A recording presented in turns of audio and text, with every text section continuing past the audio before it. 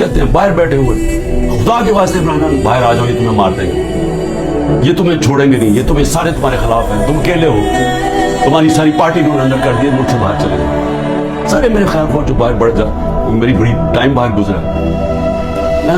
इमरान खान, बात यह है कि आपका तारीख जो बताती है ना, आपका ट्रैक रिकॉर्ड क्या है? आपका ट्रैक रिकॉर्ड ये है, जो आप कह रहे होते हैं उसका उलट कर रहे होते हैं।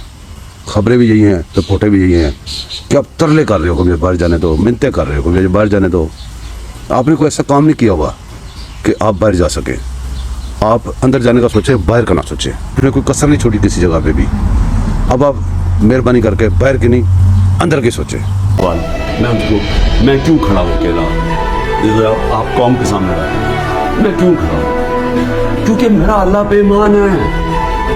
मैं समझता हूँ कि अल्लाह के सिवा कोई खुदा नहीं है। मैं मानता हूँ कि जिंदगी और मौत उसके हाथ में है। मैं मानता हूँ कि अल्लाह के अलावा कोई मुझे जलील नहीं कर सकता।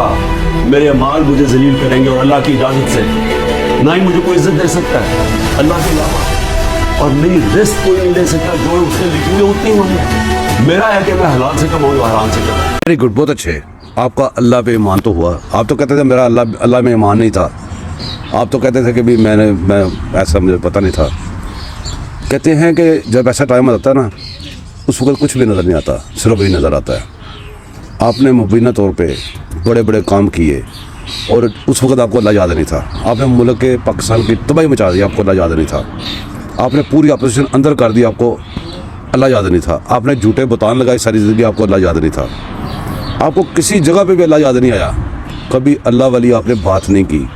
शुक्र है आज आपको अल्लाह याद आ जाए। मैं क्यों नहीं मुझसे बाहर जा रहा? क्यों मेरे ऊपर? आपको पता है कि आप 6 और FIR आज काट दिए। 170 पहले क्रॉस कर गया था, अब 6 और 180 करीब पहुंच गया। हर वक्त नहीं FIR आ जाए। मैं अदालतों में जाता हूँ, मेरा सारा टाइम एक अदालत से दूसरी। खान साहब, आप जुर्म करेंगे तो FIR तो कटेंगे आपके ऊपर, मुकदमे तो होंगे। अगर आप 100 जुर्म करेंगे 100 होंगे। अभी आप पे वो मुकदमे कट रहे हैं जिनके प्रॉपर सबूत हैं। अगर मुकदमे कटे तो आपका जुर्म तो आपका तो सर से पाँव तक डूबे हुए, आपका तो पूरे जिस्म पे FIR लगाने लग जाएंगी। ये भी बड़ा मुताद हो कि आपके ऊपर वो केसेस बना जिससे आप छूट ना सकें। चुन चुन के वो वाले केस बना रहे जिसके एविडेंस वो आप उसको रिफ्यूज़ ना कर सकें। तो जितने आपने जुर्म करने हैं ना, उतनी आप पे FIR होनी है। एक बंदा 100 जुर्म करे कि जी देखो मेरे ऊपर 100 FIR काट दी, कैसी अजीब बात है।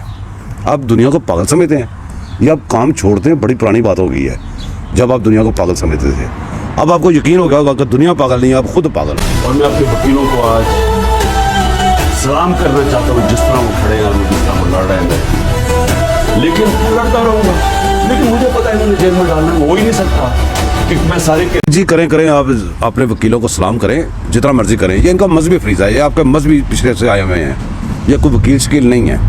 और दूसरी बात, खान साहब पंजाबी में कहते हैं पेड़े पेड़े पता दो यार, कोई मोची तो कोई मार।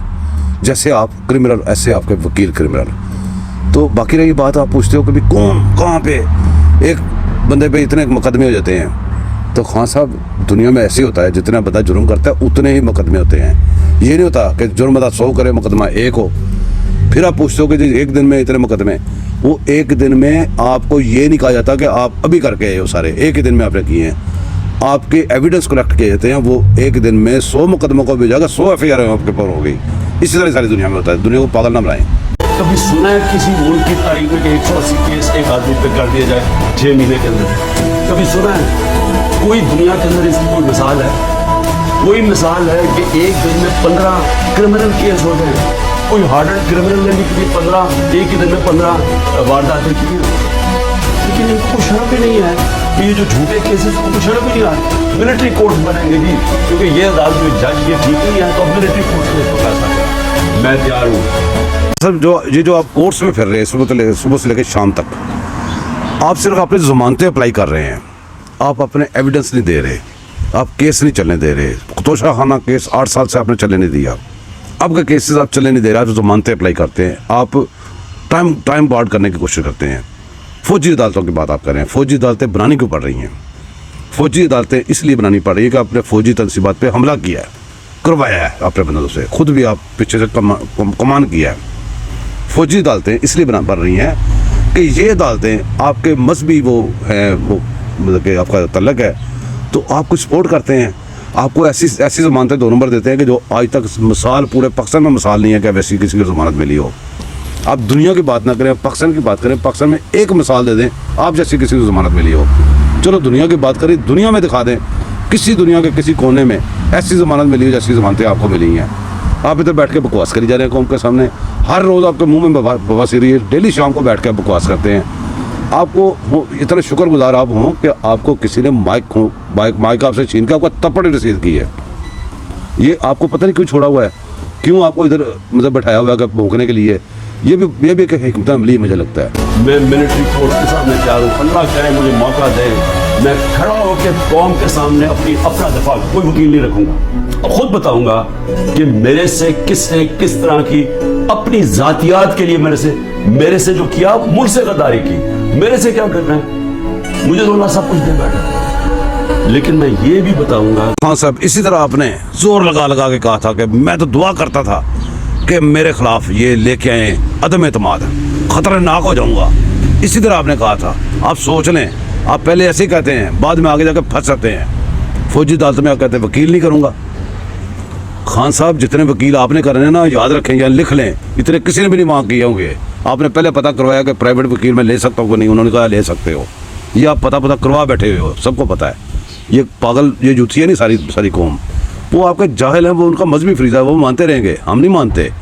ये अब आपने फिर कहा है कि मैं दुआ करता था, मैं खुद जाके लड़ूंगा। ये वो टाइम आने वाला है, पता चल जाएगा जब हवा ने की मेरे ऊपर इस तरह मुझे मारने की कोशिश की गई। जब देखा पार्टी ऊपर जा रही है कि हमारे इलेक्शन 30 इलेक्शन जीत गए, 37 में से सारी पुलिस भी है, गवर्नमेंट भी है, इलेक्शन कमीशन भी है, एस्टेब्लिशमेंट भी साथ खड़ी, उसके बावजूद जीत रहे हैं, तब मारने की कोशिश की। नहीं, ये आप झूठ बोल रहे हैं, या आप नहीं जीते थे वो केस, वो जो है आपका वो इलेक्शन, वो आप नहीं जीते थे ज़िमनी। वो जो आप मिसाल दे रहे हैं कि भी सारी इधर उधर, नहीं, आपका फैज़ मीडिया नेटवर्क सारी रिपोर्टें सामने पड़ी हैं, वो अंदर पैरेलल चल रहा था, बाजवे ने जितवाया था और ये भी रिपोर्ट आ गई है। आप नहीं जीते थे, आप एक दिन भी नहीं जीते, आपने आज तक एक भी इलेक्शन नहीं जीता, आपने अपनी सीट भी नहीं जीती, सब आपको दिया गया था। ये साबित हो चुका हुआ है, देने वालों ने मान लिया हुआ है, आप ऐसे बकवास करी जा रहे हैं। 3 नवंबर को मेरे ऊपर जो वज़ीराबाद में वारदात थी, उससे पहले मेरा हेलीकॉप्टर आ रहा था, बड़ा हेलीकॉप्टर था, DI खान पख्तूनख्वा, उधर से आ रहे थे वापस रिलीफ देने के लिए, जब सैलाब आया हुआ, उसके अंदर पेट्रोल मिक्स किया गया। वो हेलीकॉप्टर बचते वो सारा पहाड़ी इलाके में बड़ा हेलीकॉप्टर लैंड ही नहीं कर देता। वो अल्लाह का करम है जो वो बचते। सब ये इंतहाई गलीज किस्म की बकवास है आपकी कि आपके ऊपर वज़ीराबाद में हमला हुआ, ये साबित हो चुका हुआ है, वो आपने खुद ही साबित किया है। आपने आज तक उसका वो मेडिकल वो मुलाजा नहीं करवाया सरकारी तौर पे, क्योंकि वो जो झूठ था वही हमला था जिसकी वजह से आप टांग पकड़ के बैठे हुए थे 3 महीनों से, 2 थप्पड़ मार के आप खड़े हो गए थे, उसके बाद आप दोबारा नहीं बैठे। वो साबित आप बकवास वैसे की वैसे करी जा रहे हैं। हेलीकॉप्टर की बात रही, हेलीकॉप्टर में पेट्रोल मिक्स था फलाना, आप ऐसी बात कह रहे हैं जो बच्चा जानता है, ऐसे नहीं हो सकता। और अगर ऐसे हुआ था तो आपने इतने ले लेने थे आपके वो जो सोशल मीडिया ब्रिगेड है कि अब तो पता नहीं, अब आपको याद आया कि हेलीकॉप्टर में कुछ हुआ था। आप तो कभी मुंह खोलते हैं, कुछ भी पता लगा देते हैं, कुछ भी झूठ बोल देते हैं। आप इसलिए करते हैं कि आप पकड़ में नहीं आज तक आए। लेकिन खान साहब, आपको पकड़ में लाना पड़ेगा, ये मुल्क बचाना पड़ेगा। अब आपकी बकवास बंद करनी पड़ेगी और आपका मुंह हमेशा के लिए ठप करना पड़ेगा। ये पाकिस्तान के बचने के लिए ज़रूरी हो गया हुआ है। दोस्तों, मुझे याद रखिएगा, दुआओं में मिलते रहेंगे फिर किसी और व्लॉग में।